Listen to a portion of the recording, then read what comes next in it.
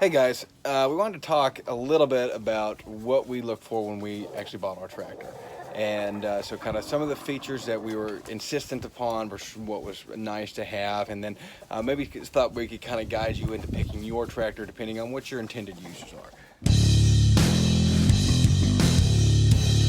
Okay, so the first thing is the horsepower, and we picked out horsepower based off of what we could afford versus what we were trying to run. And so the accessories that we were trying to run meant that about the lowest we could go was a 20 horsepower tractor, and that we realistically didn't need much more than about a 40 horsepower. So that was our range. And then getting all the other features that we wanted on the tractor, it put us in, we found a 27 horsepower tractor that ended up being perfect for it. That horsepower, we had to determine what we were trying to do, and then versus the type of terrain that we were on actually dictated what we needed. And us, we're not commercial farmers. We're hoping that eventually someday we can make enough money via our homestead that we can live predominantly off of this. But at this point in time, this tractor would allow us to do that. But we just simply didn't need, nor could we afford, a 60 or 100 horsepower tractor. It was just a matter of practically what did we actually need to get the job done that we were trying to do. And the other thing is we have really steep terrain here, and having a smaller tractor is actually a little bit of an advantage because of the maneuverability with the forest and everything that we have around. Actually having a 35 horsepower tractor would have been doable, but much harder as far as a lot of the dirt that we've been moving, a lot of the trees that we've been cutting down, and the ground that we've been clearing would have been a lot harder with a larger tractor. This has actually proven to be just perfect size for what we're doing. The next thing that we looked at was four-wheel drive. Now for us, four-wheel drive, and there's vast differences. There's a true 4x4, this MFWD, which is, I forget what it stands for, and then there's a four-wheel assist. There's technical differences. If you're a gearhead, you can get into that a little bit more. There's some big differences between them. But for practical purposes, for a residential tractor, we call it four-wheel drive, even though it may not be what they would consider a true four-wheel drive. So with that, we knew we needed a four-wheel drive, and that was again because of the terrain, because we wanted a loader on ours, and so having that four-wheel drive gave us a lot of freedom. It's amazing how much I use it. If we hadn't done it, we would have already probably sold the tractor and had to buy something that does have four-wheel drive. So it would have been a huge disadvantage had we not been able to do it. But four-wheel drive brings up the price astronomically. So where we could have afforded a 35 or 40 horsepower tractor with two-wheel drive, the four-wheel drive brought it down to where we could only afford the 27 horsepower tractor that we were able to get.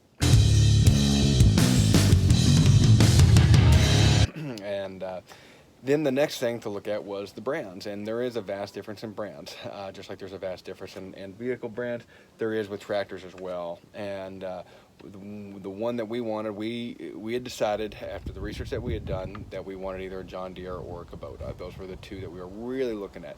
If we gotten an older tractor, there's some other brands that we would have looked at if we got something from the 60s and 70s, but depending on the year of the tractor, for the most part we were looking at John Deere's and Kubotas.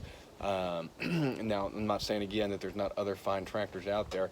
This is just what I liked, the research that I found. Those were the two brands that I kept coming back to as far as the dependability and the durability that I liked. The only downside to the John Deere is they're fairly expensive to maintain because the dealer parts are outrageous. From what I've found, there's not a great supply of third-party parts available for it. So if anybody has that, please, by all means, let me know.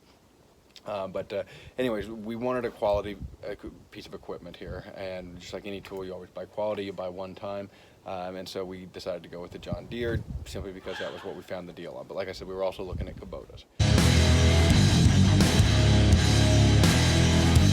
Now the next thing to determine was the transmission, and a lot of people really like the hydro drive transmissions.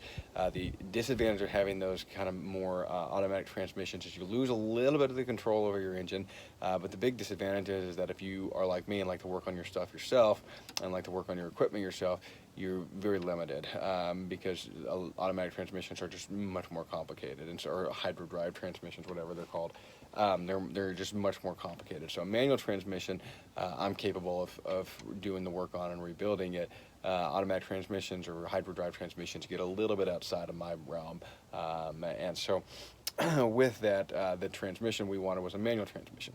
The other reason we wanted the manual transmission is because of the control that it would give me in the tractor, as well as because I'm not a commercial guy or a commercial farmer, and they're more fun to drive. And that was kind of part of it. And so those are some of the reasons that I wanted that I picked the transmission that we got. That was not a deal breaker for us. We would have taken whichever one we could have found that had the other features we wanted, but that was certainly something that we considered and weighted very heavily in making this decision.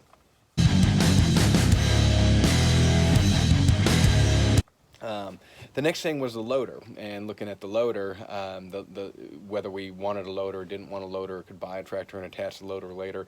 We went back and forth on this a lot because we thought we could put one on later, but apparently that's significantly more work than it seems, especially if the hydraulics aren't set up for it. So we eventually decided just to find one that had the loader already attached to it, which again brings up the price because you're paying for that loader. Now after having a loader, there's no way I could ever go without it.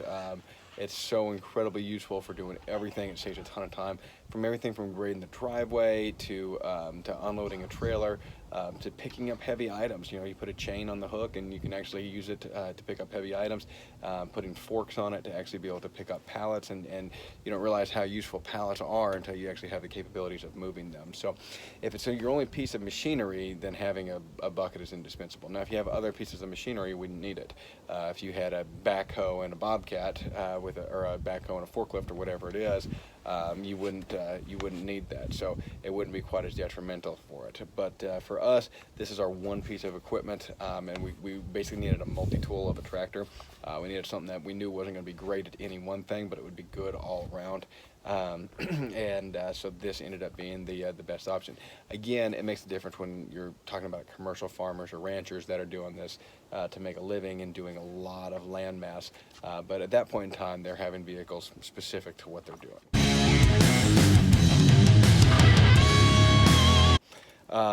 The last thing was looking at the accessories that we needed to run. We knew what accessories we wanted to be able to run, some that would be nice, and then what the minimum requirements were. And that came back to the horsepower, as well as handling that equipment on the terrain. So the one thing is the things like running a chipper or a log splitter.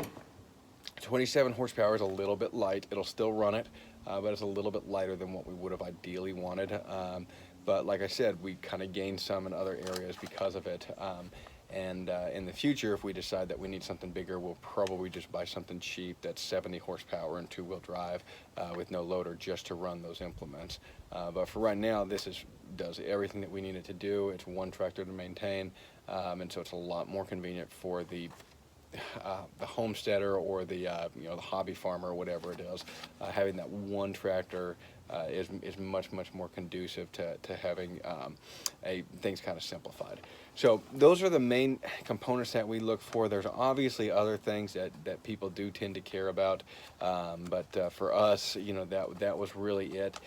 There's some things that I wish John Deere had done a little bit better, some things that they did phenomenal. We'll kind of get into that into a separate video. But anyways, that's all I got. If you guys haven't liked our channel or subscribed, please do so. That does help us out a lot. If you haven't liked the Facebook page, jump over there and do that at Ironside Ranch LLC. And those do both help us out quite a bit. Other than that, if y'all have any questions or want us to do any types of videos, either email us at ironsideranchllc@gmail.com.